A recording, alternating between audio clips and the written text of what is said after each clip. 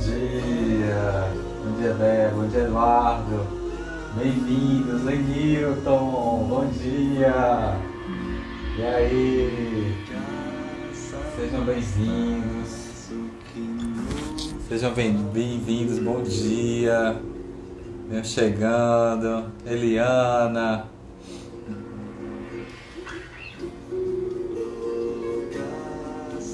Bom dia, Davi. Eduardo, bom dia. Vamos iniciar nossa prática de hoje. Vamos sentar confortavelmente.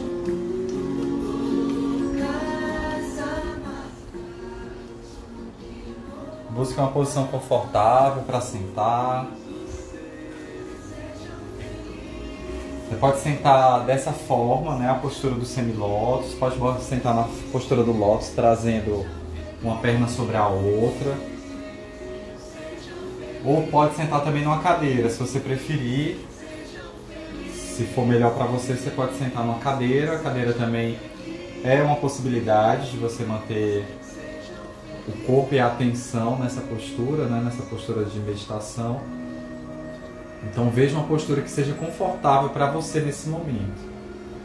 Para a gente estabelecer essa conexão, essa atenção. A gente vai iniciar a nossa prática de hoje entoando o mantra. A gente vai entoar o mantra Loka Samasta Sukhino Bhavantu. Então a gente traz esse mantra aspirando que todos os seres sejam livres, que todos os seres sejam felizes. Você mentaliza, imagina todos os seres em sofrimento nesse momento, todos os seres do planeta, aspirando pela felicidade deles, pela liberdade, trazendo isso para você mesmo. Essa transformação é muito interna também. A gente traz essa aspiração da gente ser feliz, da gente atingir a nossa felicidade, lidarmos com as causas do sofrimento, termos liberdade. Então vamos iniciar entoando o mantra, aí depois a gente vai fazer a leitura do livro. A gente está estudando o livro da Pema Chodron, Quando Tudo Se Desfaz. Quem precisar, quem quiser o link, eu posso disponibilizar o link da Amazon, que aí você pode estar adquirindo este livro. Um livro muito importante nesse momento. O subtítulo dele é Orientação para Tempos Difíceis. Então, nada mais do que oportuno, né, esse livro. E realmente ele é um guia prático para tempos difíceis. É bem importante a leitura desse livro nesse momento. Então a gente vai fazer a entoação do mantra, a leitura do livro e na sequência a gente faz uma meditação silenciosa. Então a gente vai entoar o mantra seguindo essa canção que eu coloquei agora no início, tá?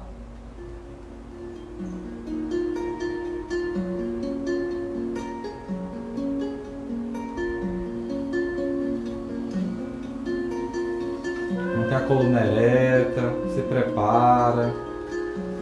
Pode fechar os olhos, trazendo a atenção à sua respiração, a atenção ao mantra, trazendo essa sensação. Samasta Sukhino Bhavantu.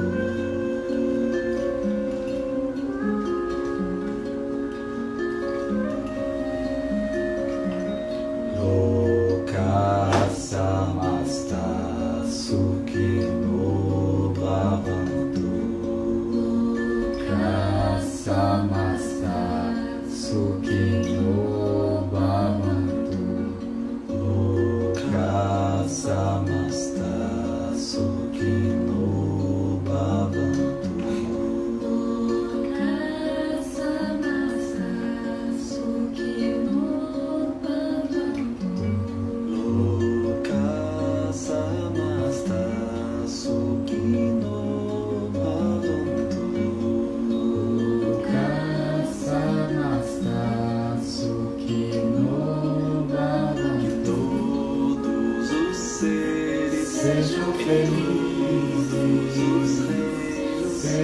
felizes, sejam felizes, sejam felizes, sejam felizes, sejam felizes, sejam felizes, livres.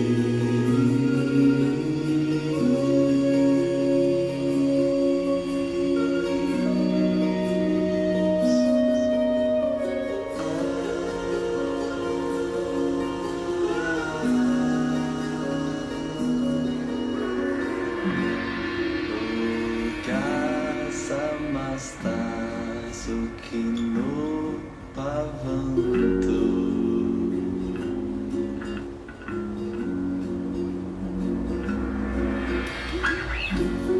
Loka Samasta Sukhino Bhavantu. Loka Samasta Sukhino Bhavantu. Loka Samasta Sukhino Bhavantu. Loka Samasta Sukhino Bhavantu. Que todos os seres sejam felizes, que todos os seres sejam felizes, que todos os reis sejam felizes, sejam felizes, sejam felizes, sejam felizes.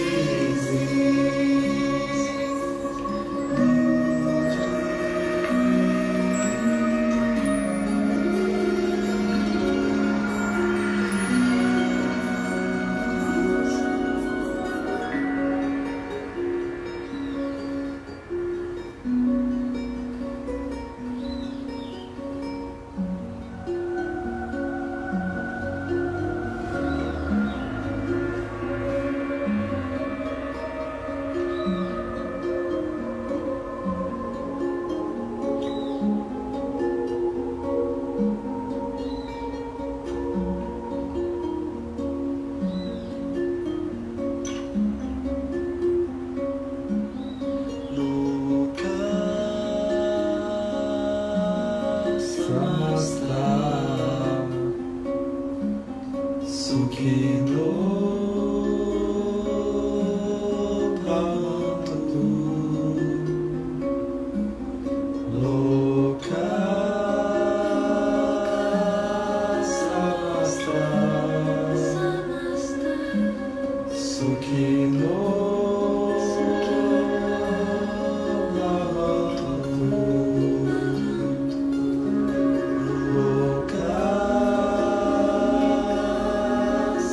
Samasta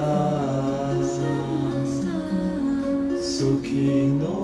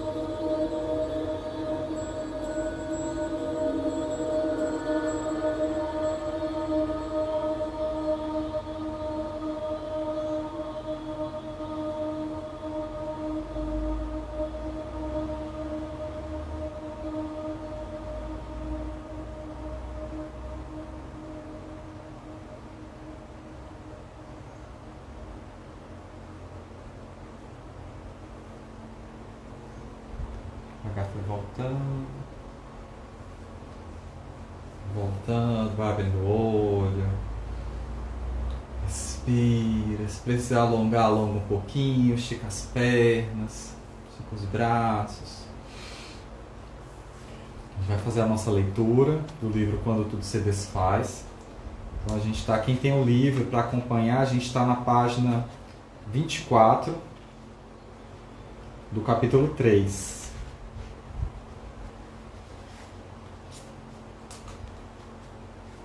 Então continuamos aqui.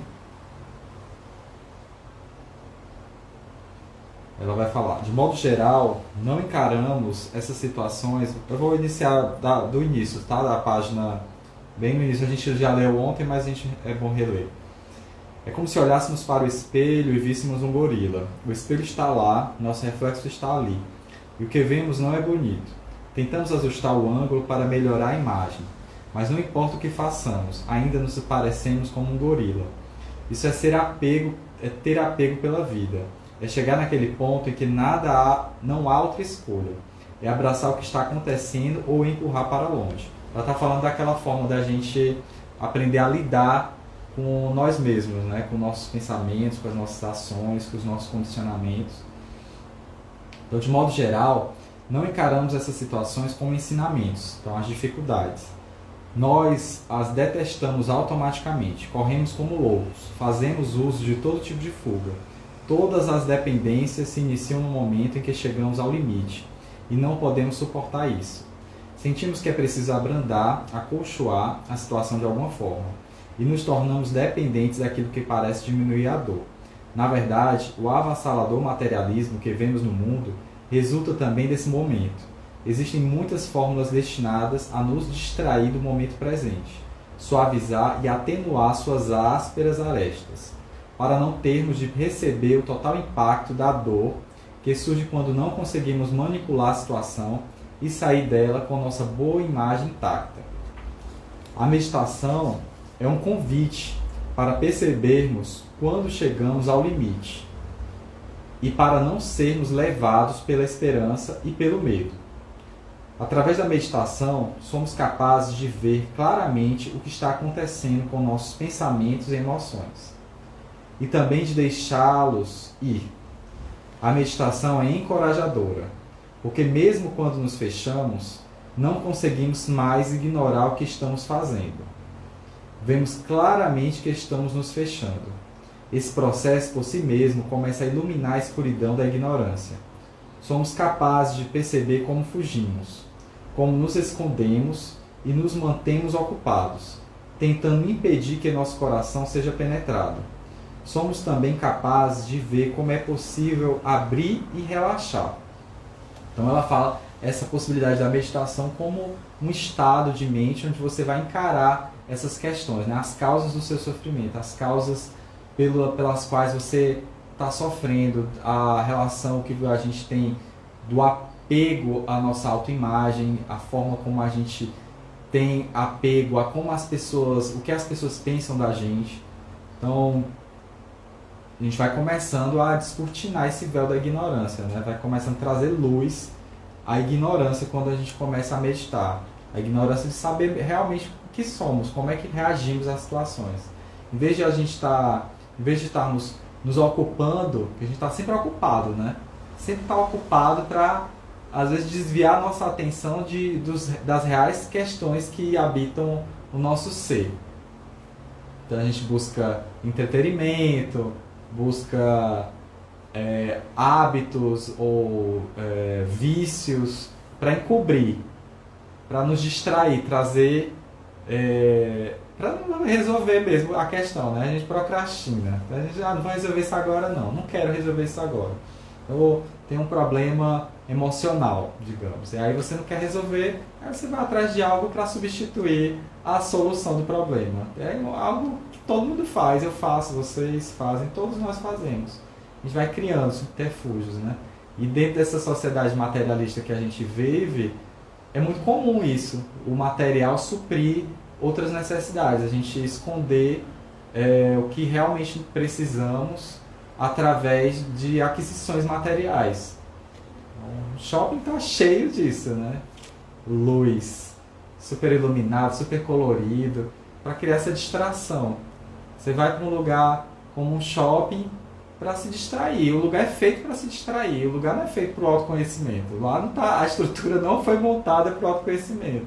É para distrair mesmo, para a gente sair da nossa mente e ficar perambulando naquelas situações que estão ali do shopping. E outras situações que a gente vê na atualidade que tem essa questão, né? A publicidade, ontem eu falei sobre a publicidade, né? E essas informações todas que a gente recebe, esse bombardeio de informações todas, muitas vezes é necessário a gente dar uma parada, pausa essas questões todas, esse bando de informação que está chegando. É muito sedutor.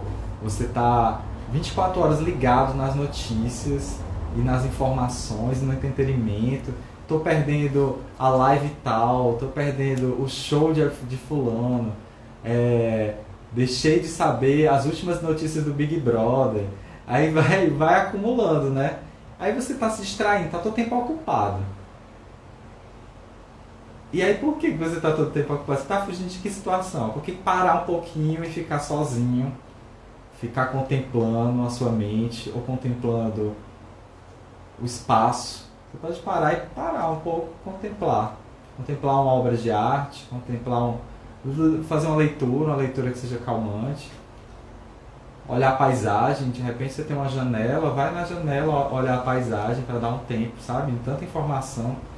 De repente você começa a tomar mais familiaridade com você mesmo, né? Vão criando essa intimidade. E meditar. Meditar, essa é a ferramenta que a gente reforça aqui nessa prática de hoje, né? Do uso da meditação como essa possibilidade da gente fazer esse encontro com nós mesmos. Então, basicamente, decepção, confusão e todas as situações em que nos sentimos mal são como uma espécie de morte. Perdemos completamente nossa base. Não somos capazes de impedir a desintegração e sentimos que não temos mais o controle dos acontecimentos. Em vez de perceber que é preciso existir a morte para haver nascimento, apenas lutamos contra o medo de morrer. Então a gente fica todo tempo nessa luta do medo, né? A gente fica todo tempo lidando com o medo de morrer. Então cria várias situações nesse sentido, né? Mesmo sabendo que a gente não é capaz de impedir a morte. Ela vai chegar um dia. E é preciso a gente reconhecer a morte, sabe? A gente perceber que esse momento ele vai chegar para todos nós. Isso a gente vem comentando sempre nesse sentido, mas é uma posição de reafirmar a vida. A morte está ali para reafirmar a vida, para reafirmar o tempo que a gente tem nessa existência. Aonde a gente vai, como é que a gente está lidando com o nosso tempo até esse momento chegar. Porque eu acho que quando você tem maior clareza que esse momento vai chegar, você começa a perceber melhor os detalhes, você começa a degustar a vida. Então, chegar ao limite não é algum tipo de punição. Na verdade, sentir medo e tremer quando estamos prestes a morrer é um sinal de saúde. Outro sinal de saúde é não sermos destruídos pelo medo e pelo tremor, mas encará-los como um aviso de que está na hora de interromper a luta e olhar diretamente para aquilo que nos ameaça. Sentimentos como decepção e ansiedade são como mensageiros avisando-nos de que estamos no limiar de um território desconhecido. Os sentimentos com decepção e ansiedade são como mensageiros avisando-nos de que estamos no limiar de um território desconhecido. Quantas vezes nós não damos atenção à ansiedade e ao medo? A decepção. Simplesmente a gente encobre embaixo do tapete, vai acumulando, o tapete vai subindo de acúmulos. A gente não dá atenção à ansiedade. Por que eu estou sentindo ansiedade? Porque eu estou indo para determinado lugar? Porque eu estou vivendo determinada situação? Aí você vai investigando. Você pode fazer até uma análise do que já passou, né? Por que determinadas situações no passado me traziam tanta ansiedade?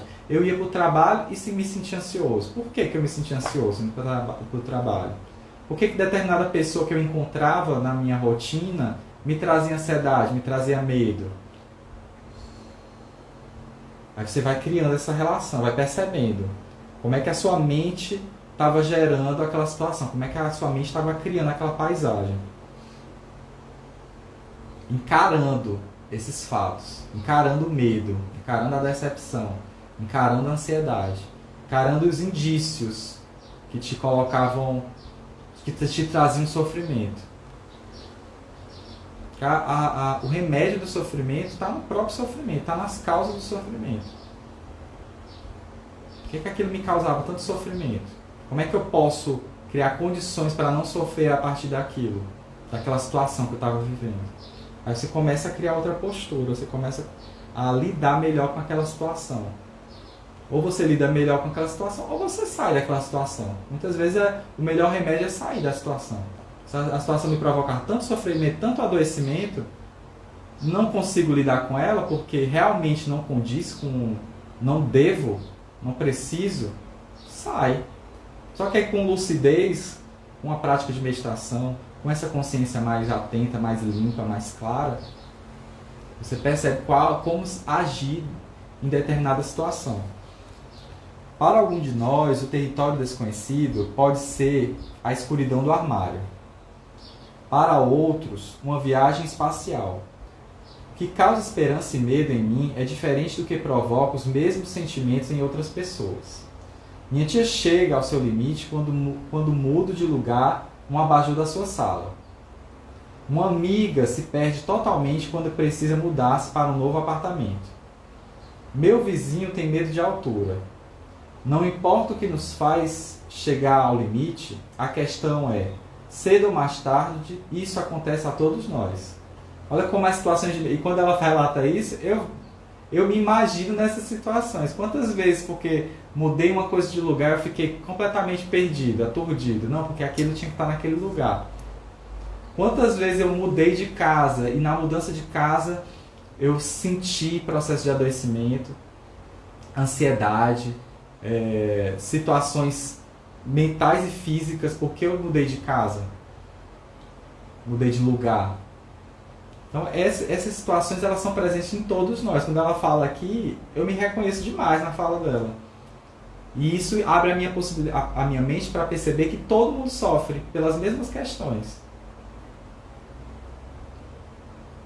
O sofrimento é diferente, a intensidade do sofrimento é diferente. Para mim, o sofrimento é de uma forma, para você é de outra. Uma determinada situação vai me trazer mais sofrimento do que para você. Mas o sofrimento ele é universal, então todos nós compartilhamos desse sofrimento. Então, me reconheço, por exemplo, na amiga que se perde totalmente quando precisa mudar-se para um novo apartamento. Reconheci, encontrei uma parceira de jornada aqui. Então é isso, a gente precisa também abrir a nossa mente para perceber que todos nós sofremos. As causas do sofrimento estão aqui, ó. Nesse corpício, ele produz essas sensações. É o corpo que produz essa sensação de sofrimento. Como é que eu lido com isso? Olhando para isso, olhando para dentro, olhando para mim, percebendo como é que eu me relaciono com essas questões.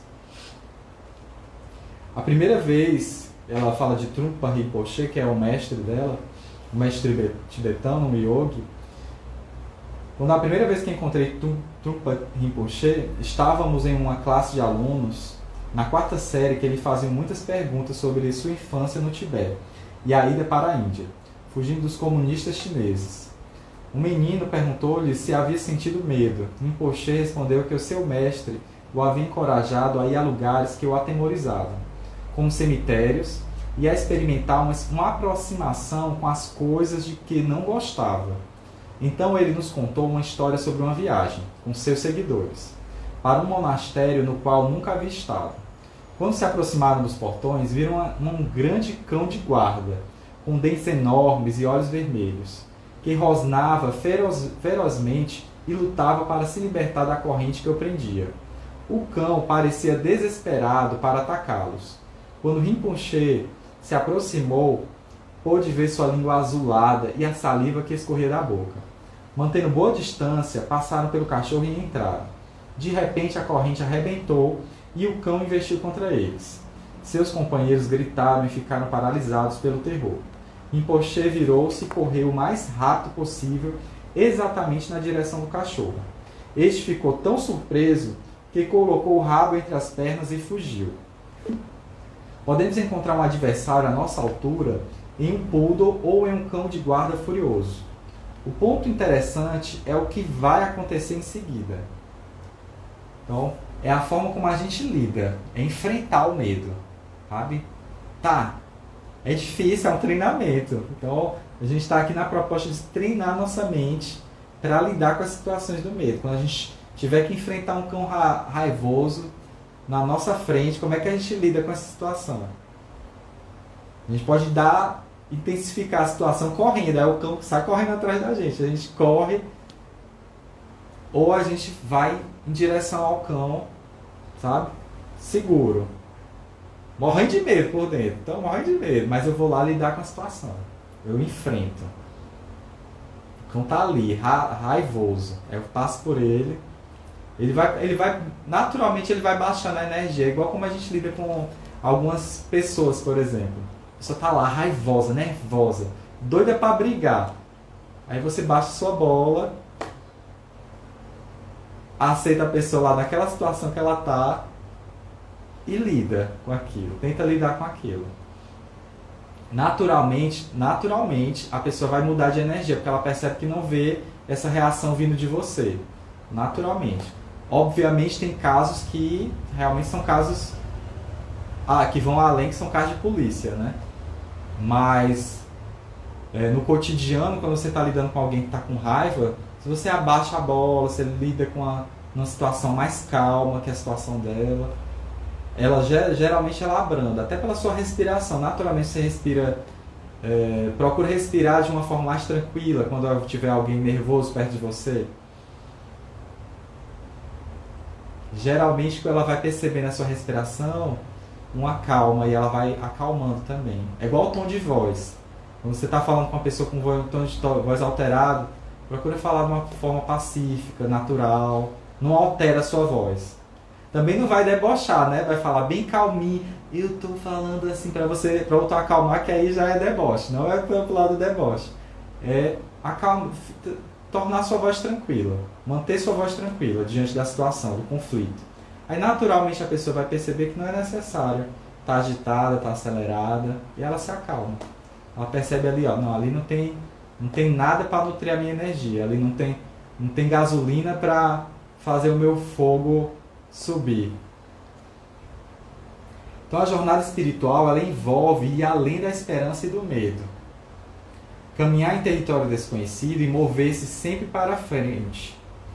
O aspecto mais importante de estar em um caminho espiritual pode ser simplesmente continuar em movimento.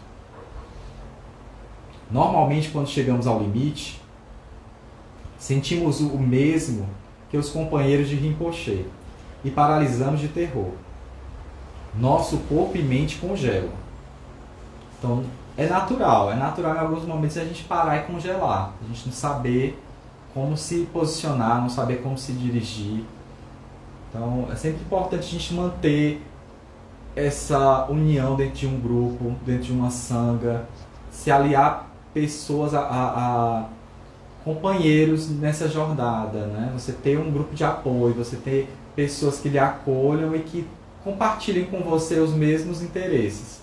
Que aí a jornada fica mais tranquila. No momento de paralisar, né, diante do cachorro feroz, por exemplo, se estamos em grupo, talvez a maioria do grupo se paralisa diante do cão feroz, mas um de nós vai ter a lucidez de seguir em frente, seguir o caminho, não temer o cão feroz. Aí o que a gente faz no coletivo? Acaba acompanhando aquele que teve a lucidez, né? Teve a visão mais consciente. Então é isso, a gente se mantém no grupo, se mantém estudando, se mantém praticando, mantém a nossa prática de yoga, mantém a nossa prática de meditação. Lembrando que meditação e yoga é a mesma coisa, prática de yoga é prática de meditação. Então a gente mantém as nossas práticas, sabe? Vai mantendo, quanto a gente puder. Aí tem os momentos de paralisia, um momento que a gente não sabe o que fazer, mas a nossa prática já está tão presente que a gente vai saber se posicionar melhor diante de uma situação como essa, diante de uma situação difícil. Está ali, nós estamos habituados a lidar daquela forma. A gente já está habituado a posicionar a nossa mente daquela forma. Então vai ser muito mais tranquilo. A gente vai fazendo um treinamento para lidar com as situações difíceis. Como lidar com nossa mente no momento em que encontramos um adversário à nossa altura? Em vez de assumir uma atitude indulgente ou rejeitar nossa experiência, podemos permitir, de algum modo, que a energia da emoção, a qualidade do que estamos sentindo, penetre em nosso coração. É mais fácil falar do que fazer, mas essa é uma nobre maneira de viver. Definitivamente, esse é o caminho da compaixão. O caminho para cultivar coragem e compassividade humanas. Nos ensinamentos budistas, lembrando que esse é um livro budista, são textos budistas, é uma monja budista. Mas quando fala de Buda, Buda é a iluminação. Buda é o nosso ser iluminado. Então todos nós temos a capacidade de desenvolver a iluminação. O yoga vai chamar de Samadhi. No yoga a gente busca o Samadhi, a iluminação. Esse estado de Buda. Então Siddhartha Gautama, o príncipe Buda histórico, ele conseguiu chegar na iluminação. E quando ele chegou na iluminação, se denominou Buda, que foi esse estado de iluminação que ele chegou. Então, quando a gente fala de budismo, é uma filosofia, como é o yoga, para se chegar à iluminação. A gente está aqui todos nós em busca dessa iluminação. Essa iluminação, ela é a clareza da mente, é se manter lúcido diante das situações. A gente está caminhando. Todo dia que a gente está praticando aqui, a gente está chegando lá. A gente está chegando na iluminação. Então, ouvimos falar da ausência do ego. Parece difícil de compreender, afinal, do que estão falando. Entretanto, quando os ensinamentos são sobre neurose, nós nos sentimos em casa. Olha aí, né? Quando fala de ausência de ego, a gente fica... O que você está falando? O que você quer falar com ausência de ego? Mas quando a gente fala de neurose, a gente... Ah, não, neurose, ó. Bora conversar aqui sobre neurose. Eu tenho muito assunto para falar sobre neurose. Isso é algo que compreendemos perfeitamente, né? A neurose. Mas a ausência de ego. Quando atingirmos nosso limite e estivermos dispostos a conhecer esse lugar inteiramente, o que implica não alimentar nem reprimir, nossa dureza se dissolverá. Seremos suavizados pela força absoluta da energia que surge, seja ela qual for. Raiva, decepção, medo. Quando não está solidificada em uma direção ou em outra, a própria energia penetra em nosso coração e provoca abertura. Essa é a descoberta da ausência de ego. E ela ocorre quando nossos esquemas habituais desmoronam. Então, nossos esquemas habituais, para a gente entender a ausência do ego, eles precisam desmoronar. Eita, Cal, peraí, tu quer que eu desmorone? É isso? Não, porque todos nós temos uma experiência de desmoronamento do ego. Todos nós passamos por um momento de desmoronamento do ego. Seja no momento que mudou de casa, mudou de emprego, perdeu o emprego, foi traído, começou uma situação nova na sua vida, perdeu um ente querido. A gente tem uma situação de desmoronamento do ego. Sempre a gente vai ter uma lembrança de que situação foi essa, uma situação que, nossa, meu mundo caiu, pronto, pega essa situação, meu mundo caiu. Aí quando você lembrar dessa situação de mundo caiu, esse é o momento de ausência de ego. Que as coisas não estão tão solidificadas. Quando não está solidificada em uma direção ou em outra, a própria energia penetra em nosso coração e provoca abertura. Essa é a descoberta da ausência de ego e ela ocorre quando nossos esquemas habituais desmoronam. Atingir o limite não é encontrar um obstáculo ou uma punição, mas uma saída em direção à sanidade e incondicional bondade dos seres humanos. É até natural, né? Geralmente, quando você está numa situação de muito sofrimento, você ganha uma abertura, uma visão mais ampla, muitas vezes. Você ganha uma abertura, uma visão mais ampla do sofrimento dos outros. Até um sentimento de bondade aflora. A situação mais segura e fértil para iniciar esse trabalho ocorre durante a meditação formal. Então a gente medita para ir trabalhando, já para ir trabalhando esses momentos inevitáveis que vão chegar. Vai chegar, gente, vai chegar. Não se preocupa, não precisa ir atrás. Pode ficar em casa tranquilo, sentado no seu sofá, que uma hora a ausência do ego ela chega. Esse momento que tudo desmorona. A situação mais segura e fértil é na meditação. A meditação é o lugar mais seguro para a gente começar esse trabalho. Em nossa almofada, começamos a nos familiarizar com não ser indulgente nem rejeitar. Com a sensação de permitir que a energia apenas esteja ali. Essa é a razão pela qual é tão bom meditar todos os dias. Continuamente fazemos amizade com nossas esperanças e medos. Esse processo espalha as sementes que nos permitirão estar mais despertos em meio ao caos cotidiano. É um despertar gradual e cumulativo. E é exatamente assim que acontece. Não nos sentamos em meditação para nos tornarmos bons meditadores. Sentamos em meditação para estarmos mais despertos na vida. Voltando aqui, ó, olha que esse aqui é importante a gente salvar. Salva aí. é um despertar gradual e cumulativo. E é exatamente assim que acontece. Não nos sentamos em meditação para nos tornarmos bons meditadores. Sentamos em meditação para estarmos mais despertos na vida. Então, é uma prática para a gente levar para o nosso cotidiano. A gente não pratica yoga 7 horas, 9h30 e 18h30. A gente pratica yoga o dia inteiro. Como é isso, Cal? Praticar yoga o dia inteiro é impossível, eu não tenho tempo. Calma. Respira. Mantenha sua mente presente no que você está fazendo. Está praticando yoga. Então essa é a questão, essa é a grande chave da prática do yoga. É você trazer isso para o dia inteiro, para todas as suas atividades, durante todo o dia. Yoga é união. A palavra yoga é união. Então, é unir, é integrar. É uma vivência integral do ser humano, da nossa existência. É bem amplo. É bem mais amplo do que ir naquele lugar, naquele horário e pá. Ah, eu vou para relaxar. Maravilha, relaxar é fundamental. Se a gente está relaxado diante das situações do cotidiano, a gente lida melhor com as situações. A gente traz mais presença, clareza, lucidez, mente luminosa. Mas aí a gente não vai relaxar só no tapetinho, não. A gente vai passar o dia todo relaxado. Olha que maravilha, que presente. Presentaço, né? Relaxa. Mas para isso a gente precisa... É um treinamento. É um treinamento, como é um condicionamento físico.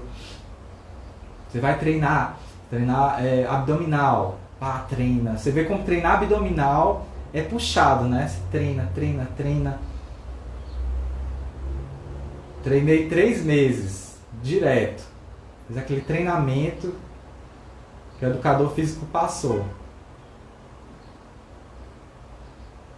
Tá, os resultados começam a aparecer.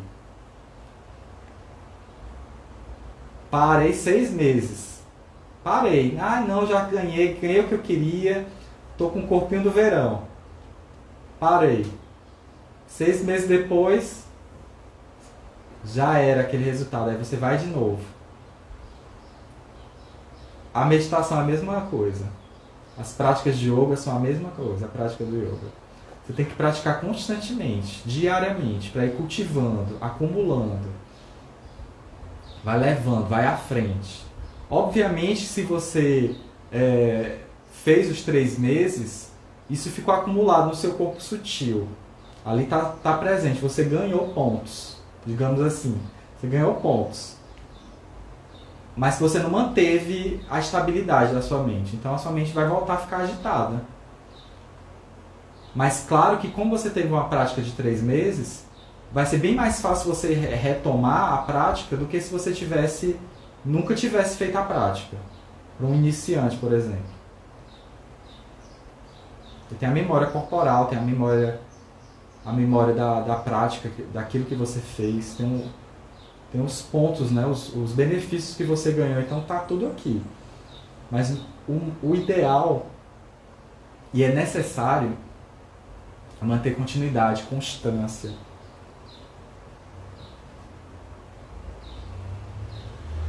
Vou só ler mais esse trecho e a gente vai meditar por mais alguns minutos, tá? Então a primeira experiência que ocorre durante a meditação é que começamos a ver o que está acontecendo, mesmo quando ainda somos indulgentes ou rejeitamos a situação. Vemos claramente o que estamos fazendo. Podemos pensar que isso fará com que o processo desapareça, mas não é bem assim. Durante um bom tempo, vamos apenas ver claramente. Na medida em que estivermos dispostos a enxergar nossa tendência a estimular ou rejeitar uma situação, essas características esgotar-se-ão por si mesmas. Esgotar-se não é exatamente o mesmo que acabar. Em vez disso, o que surge é uma perspectiva mais ampla, generosa e iluminada. Então, a gente vai treinar nossa mente para criar essa perspectiva mais ampla, generosa e iluminada. Vamos meditar, vamos treinar, fazer nosso treinamento. Então a gente vai iniciar a nossa prática. Você pode cruzar as pernas dessa forma, pode sentar numa cadeira. Se tiver com muita dificuldade no dia de hoje, pode deitar. Deitado você vai trazer a mão no abdômen e os pés apoiados no chão. Mas eu recomendo nas 3 posições que você fique com os olhos abertos, para que a gente possa estender o estado meditativo ao longo do dia, até porque a gente passa mais tempo com os olhos abertos, né, durante o dia. Então, repousa as mãos sobre os joelhos, os ombros para trás e para baixo, quem ficou sentado. Olha para um ponto fixo lá na frente, o topo da cabeça lá no alto, alinhando a coluna. Os pensamentos que vierem, você simplesmente observa e deixa eles passarem. Como se fossem nuvens no céu. Sem trazer atenção a nenhum deles. Sem criar nenhum diálogo. Também sem rejeitá-los. Deixe os pensamentos livres, serem como são. Sua atenção fica focada num ponto fixo à sua frente. Mantenha os olhos abertos. Eu vou tocar o sino agora e ao final da nossa prática.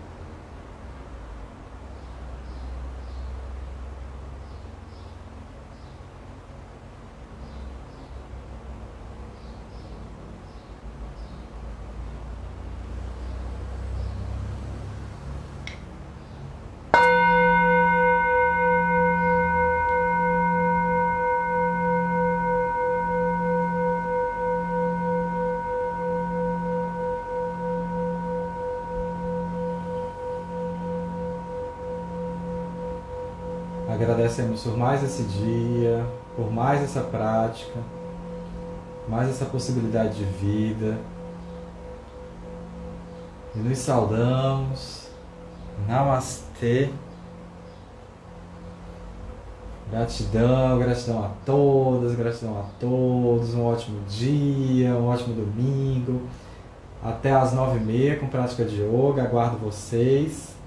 E às 18h30. Lembrando que na segunda a gente vai começar a fazer nossas práticas pelo YouTube. As aulas da noite serão oferecidas pelo YouTube. E aí a gente mantém a meditação e o yoga, as práticas da manhã a gente mantém aqui no Instagram, as da noite pelo YouTube. Tá certo? Gratidão, meus amores. Bom dia. Até mais. As melhores energias. Aproveitem.